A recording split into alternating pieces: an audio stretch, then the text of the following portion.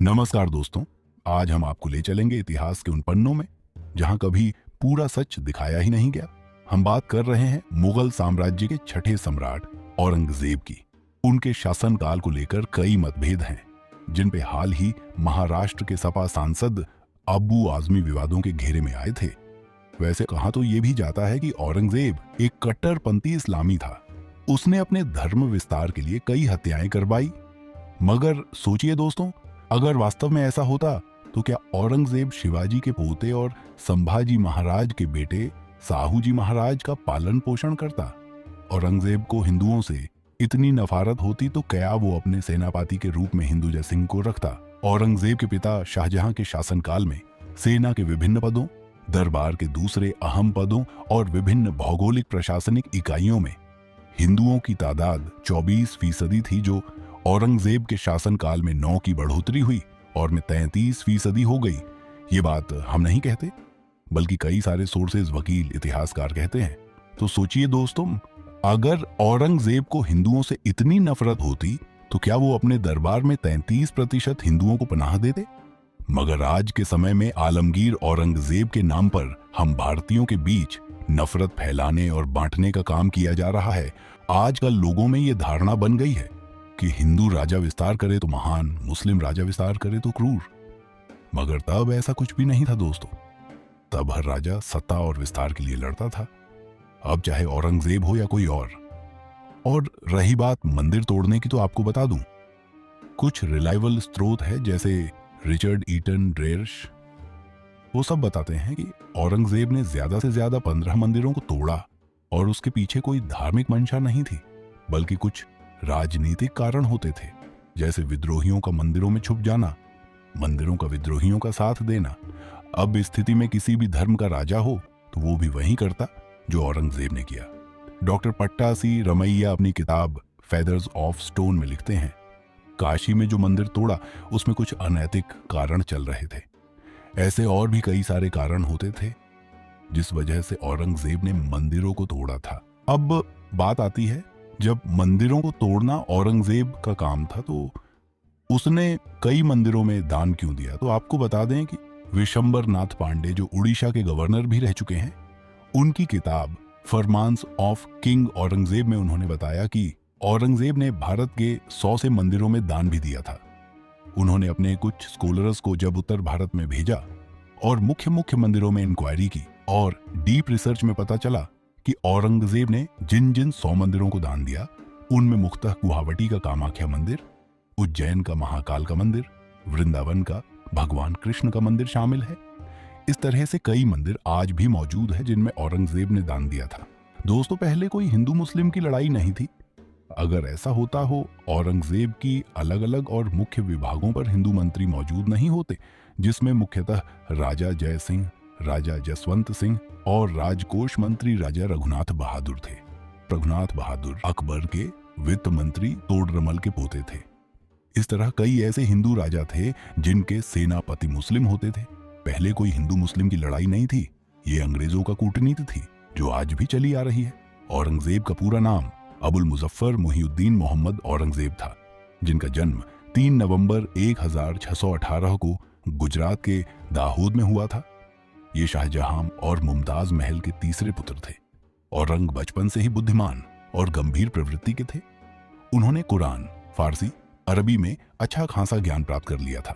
साथ ही रणनीति और प्रशासनिक नीतियों की काफी गहरी समझ थी। यही कारण था कि उन्हें किसी भी युद्ध में हराना बहुत मुश्किल होता था। औरंग बचपन में ही पराक्रमी और बहादुर थे। जब वे केवल 15 वर्ष के थे तो एक बार हाथी को परास्त करके उन्होंने अपनी वीरता साबित की थी, जिससे उनके पिता शाहजहां और सभी दरबारी बहुत प्रभावित हुए और तभी से उनके उज्जवल भविष्य की सार्थक कामना की जाने लगी। शाहजहां अपने बेटों में औरंगजेब से बहुत प्रेम करते थे और बहुत उम्मीद भी। शायद यही कारण था कि उन्हें 1636 दक्षिण भारत का सूबेदार बनाया गया। शाहजहां के 4 बेटे थे, जिनमें सबसे बड़ा बेटा दारा शिकोह, फिर शाह सूजा, औरंगजेब और मुराद बख्श थे। शाहजहां के शासनकाल में मुगल साम्राज्य लगभग पूरे भारत में फैल गया था, जिसमें 1937 से बंगाल के गवर्नर के रूप में शाह शुजा बंगाल की कमान संभाल रहे थे। तो कंधार में दारा शिकोह, और मुराद बख्श गुजरात के सूबेदार के रूप में कमान संभाल रहे थे। उधर दक्कन में औरंगजेब ने अपनी प्रशासनिक क्षमता और सैन्य कौशल का परिचय देते हुए दक्षिण राज्यों में पैर जमाने के संकेत दे दिए थे। दक्कन में औरंगजेब के आ जाने से कई विद्रोह शुरू हो गए, जिनको औरंग ने अपनी कूटनीति और रण कौशल से कई विद्रोह को शांत किया और प्रशासनिक सुधार करते हुए जनता के दिल में एक सक्षम रक्षक के रूप में अपनी छवि बनाई।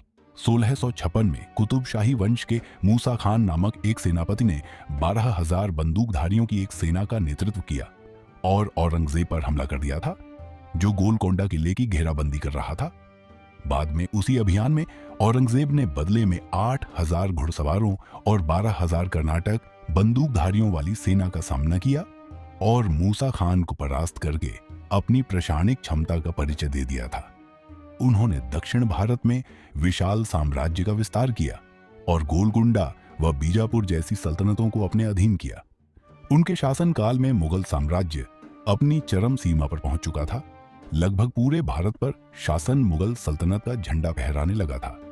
सब कुछ सही चल रहा था, लेकिन सबसे बड़ा मोड़ तब आया जब 1657 में शाहजहां बीमार पड़े और मुगल सिंहासन को लेकर औरंगजेब के भाइयों के बीच युद्ध छिड़ गया। इस संघर्ष में औरंगजेब ने 1658 में अपने सबसे बड़े भाई दारा शिकोह को हरा दिया और खुद को दिल्ली का नया शासक घोषित कर दिया। उन्होंने अपने पिता शाहजहां को आगरा किले में नजरबंद भी कर दिया था, मगर वो सुरक्षित और सुखद स्थिति थे और इस तरह औरंगजेब मुगल साम्राज्य के छठे सम्राट बने। उन्होंने 49 वर्षों तक शासन किया, जो मुगल इतिहास में सबसे लंबा था। उन्होंने कई प्रशासनिक और आर्थिक सुधार की। औरंगजेब ने कर संग्रह प्रणाली को सुदृढ़ किया और भ्रष्टाचार के खिलाफ कड़े कदम उठाए। उन्होंने किसानों पर अतिरिक्त करों को हटाने के प्रयास किए और प्रशासन को अधिक संगठित बनाया। वे न्यायप्रिय शासक थे और उनकी अदालत में सभी धर्मों के लोगों को न्याय मिलता था। वे व्यक्तिगत रूप से मामलों को सुनते थे और कभी कभी गरीबों के लिए स्वयं न्याय करते थे। साथ ही उनके शासनकाल में कानून का उल्लंघन करने वाले को कड़ी सजा मिलती।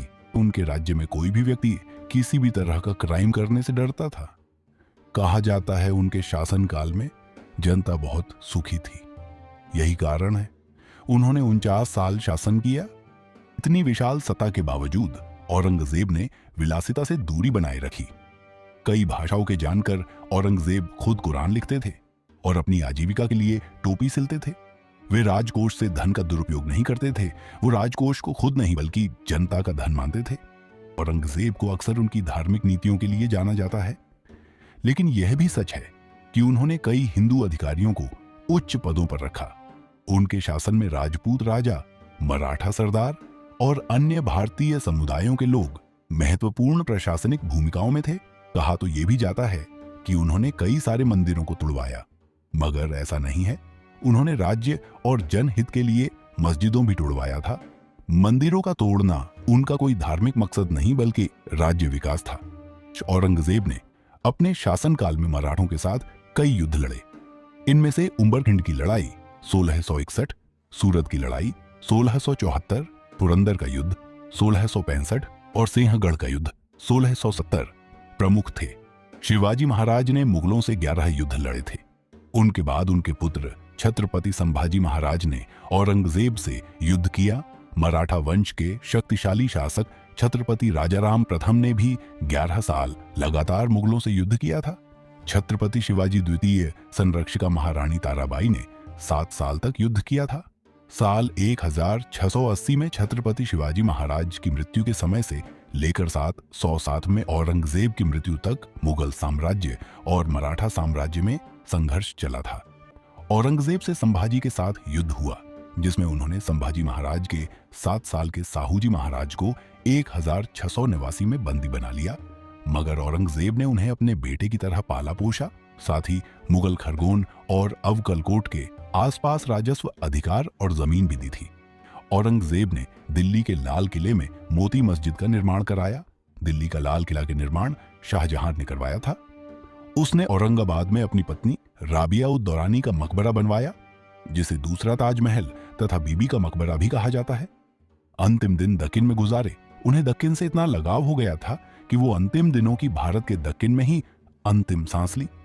यानी 1707 में 88 वर्ष की आयु में औरंगजेब का प्राकृतिक निधन हो गया। वो 27 साल तक दिल्ली नहीं लौटे थे। अपनी मृत्यु से पहले उन्होंने अपने बेटों को लिखा, मुझे नहीं पता कि मैं यहां क्यों आया और मुझे कहां जाना है। यह उनकी आत्मचिंतनशील प्रकृति को दर्शाता है। उनकी मृत्यु के बाद मुगल साम्राज्य धीरे धीरे कमजोर होने लगा, लेकिन उनके प्रशासनिक सुधारों का प्रभाव लंबे समय तक रहा।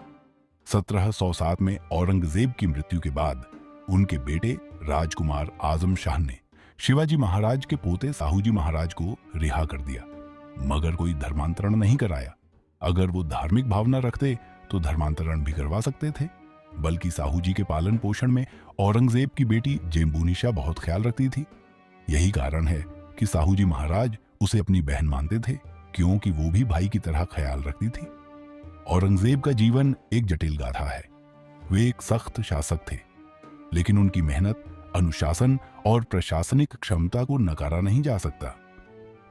इतिहास में उनकी छवि को अलग अलग दृष्टिकोणों से देखा जाता है, लेकिन यह निश्चित है कि वे मुगल साम्राज्य के सबसे महत्वपूर्ण शासकों में से एक थे। अगर आपको हमारी वीडियो अच्छी लगी तो इसे लाइक करें और हमारे चैनल को सब्सक्राइब करें।